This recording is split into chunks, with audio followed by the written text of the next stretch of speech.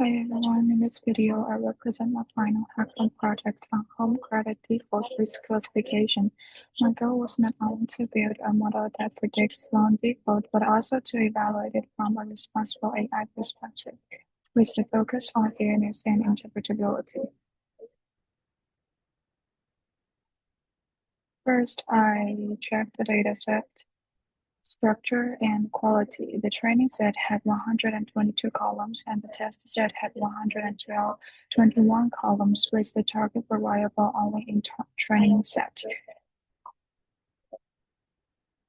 This was also unbalanced imbalanced classification problem.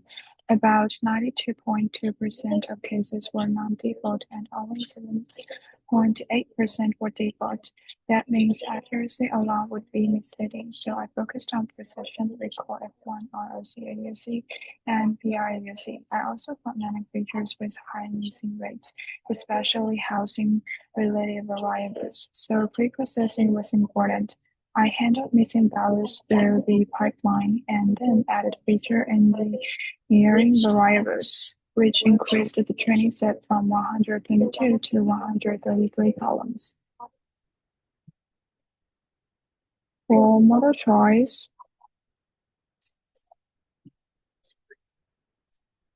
I compared random forest, XGBoost, and logistic regression. Random forest gave the best overall balance.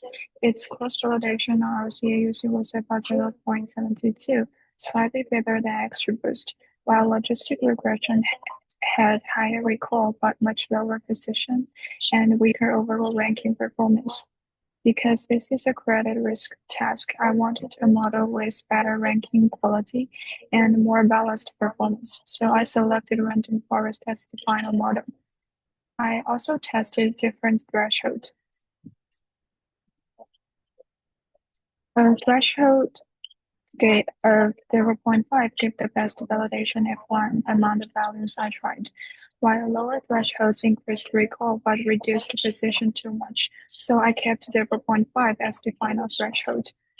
On the Hilda test set, the final model achieved accuracy equals to 0.8831, precision equals to 0.2680, recall equals to 0.22, F1 equals to 0.28, ROC equals to 0.78, and PRAUC equals to 0.25.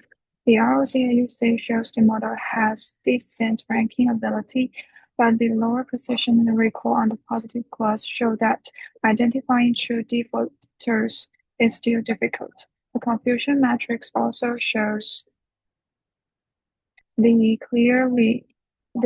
model correctly identified many non-defaults, but it still missed a meaningful number of actual default cases.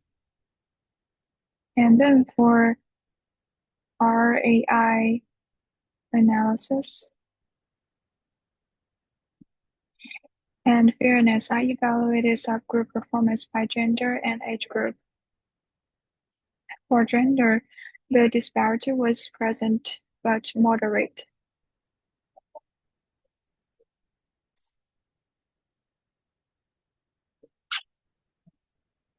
The The demographic parity difference was about 0.04 and the equalized odd style difference was about 0.035. However, for age, the disparity was much larger. Applicants age 30 or below had a much higher positive prediction rate, higher true positive rate, and also much higher false positive rate than older groups. The demographic parity difference across age groups was about 0.224, and the equalized odd style difference was about 0.474. This suggests that age is more serious fairness concern in my model. To test this further, I trained a challenger model without sensitive features. Its Performance changed only slightly. ROCAUC dropped from about 0.77 to 0.7723, while F1 was accurate slightly higher. This is important because it suggests that removing sensitive features may reduce fairness risk without causing a major loss in predictive performance. And then for interpretability, I used several methods. Global feature importance and SHAP both showed that the strongest levers were EXT source main, EXT source 2, XST source 3. This is the global features random by random forest. And this is the global SHAP. And this is the local SHAP. Along with the age, employment, and credit burden variables, this makes business sense because external credit sources are strong signals of repayment risk. The local assets should be explained showed how these features pushed one individual predictions lower than the average baseline. And then PDP and ICE plots showed that as EXT source mean increases, predicted default risk generally decreases. LIME gave a local explanation for one case, again highlighting external credit source features as important. Finally, and the what-if analysis showed that increasing EXT source mean or income reduced predicted default probability the most for selected example.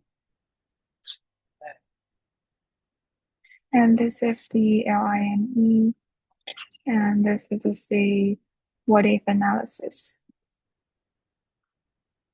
Overall, this project shows that the model has reasonable predictive value, but fairness and ethical concerns remain, especially around age. Because of that, I would not recommend using it as a fully automated approval system. Instead, I will use it as a decision support tool combined with human review, fairness monitoring, and regular reevaluation after deployment. Thank you.